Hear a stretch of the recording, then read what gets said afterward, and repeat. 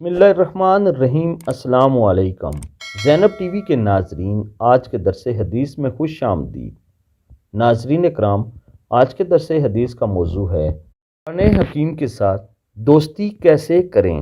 جب آپ قرآن مجید پڑھنا شروع کرتے ہیں، حتیٰ کہ معمول بنا لیتے ہیں، روزانہ ایک پارہ یا اس سے کم زیادہ آپ مقدار بڑھا دیتے ہیں، حتیٰ کہ بڑھاتے چلے جاتے ہیں، پھر ایک وقت ایسا آتا ہے کہ قرآن بھی آپ سے دوستی کر لیتا ہے، جس کا نتیجہ یہ ہوتا ہے کہ خود بخود قرآن پڑھنے کی طرف دل مائل ہوتا ہے اور کام سارے آسان ہو جاتے ہیں تاکہ تلاوت کا وقت مل سکے۔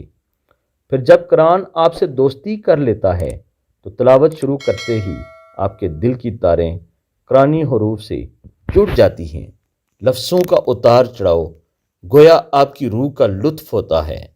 قرآن جب کسی سے دوستی کرتا ہے تو پھر زندگی بھر دوستی نبھاتا ہے، بلکہ قبر کا ساتھ بھی ہے، بلکہ حشر میں بھی ساتھ ہوگا، حتیٰ کہ قرآن اتنا وفادار ہے کہ اپنے دوست کو جنت میں داخل کر کے ہی چھوڑے گا۔